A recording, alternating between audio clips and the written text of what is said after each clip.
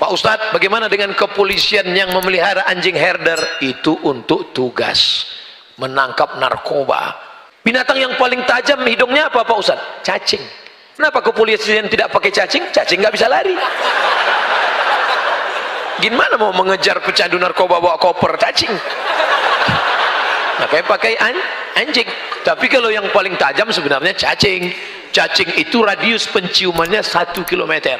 Jadi kalau Abdul Somad mati dikubur di sini, jarak 1 km cacing-cacing sudah mencium.